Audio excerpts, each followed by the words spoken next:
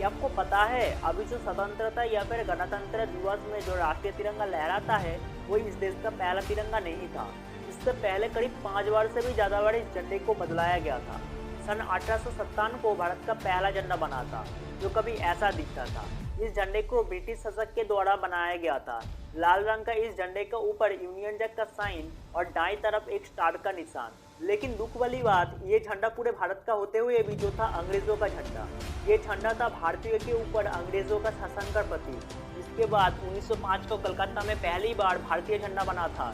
इस झंडे का ऊपर हरे रंग था इस्लामिक धर्म का प्रतीक, जिसके ऊपर है 8 कमल का फूल जो उस समय का 8 राज्य का प्रतीक। पीले रंग था बौद्ध और सिख धर्म का प्रतीक और सबसे नीचे लाल रंग है हिंदू धर्म का प्रतीक, जिसमें एक चांद और एक सूरज का निशान और एकदम बीच में लिखा हुआ था वंदे मातरम। इस ध्वज का मुख्य उद्देश्य भारत के सभी धर्मों का एकता। सीधे शब्दों में कहे तो ये झंडा धार्मिक आधार पर बनाया गया था। इसके बाद 1907 में और एक झंडा बना था जो पहली बार देश के बाहर जर्मन में लहरा था। ये झंडा दिखने में कुछ ऐसा था। ये झंडा जर्मन में यूज होने की वजह से इस झंडे को बर्लिन कमेटी भी बोला जाता है।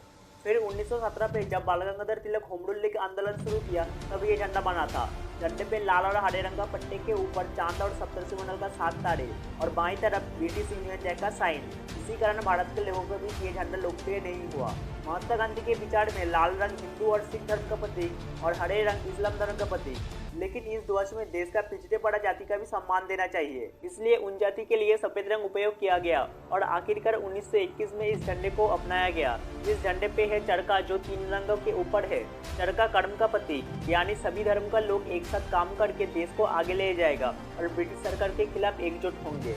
उस समय में ये झंडा बहुत ही लोकप्रिय हुआ था। फिर 1931 को कई लोग बोलने लगा कि धर्म के साथ राष्ट्रीय ध्वज को बनाना या चुनना सही नहीं है, क्योंकि भारत जैसे देश में अनेक धर्म, अनेक भाषा, अनेक जाति के लोग रहता है। तो जनता ने कहा राष्ट्रीय तिरंगा के साथ धर्म को ना जोड़े, इसलिए और एक झंडा बनाया गया जो आज के तिरंगा के साथ मिलता है, जिसमें केसरिया रंग वीरता और साहस का प्रतीक, सफेद रंग शांति और सत्य का प्रतीक और हरे रंग विकास और समृद्धि के प्रतीक एवं तिरंगा के बीच में चरखा के निशान। इसके बाद 1947 को हमारा देश आज़ाद होता है। फिर चर्चा शुरू होता है इस बात की कि हमारा आज़ाद देश का झंडा कैसे दिखेगा और आखिरकार फैसला हुआ कि तिरंगा वैसा ही रहेगा, लेकिन चरखा की जगह स्थापित होंगे अशोक चक्र, क्योंकि चरखा पिछड़ेपन का प्रतीक और देश अभी आज़ाद है तो हमारा भारत विकास के रूप में आगे जाएगा और अंत में हमारा तिरंगा बनता है ऐसा।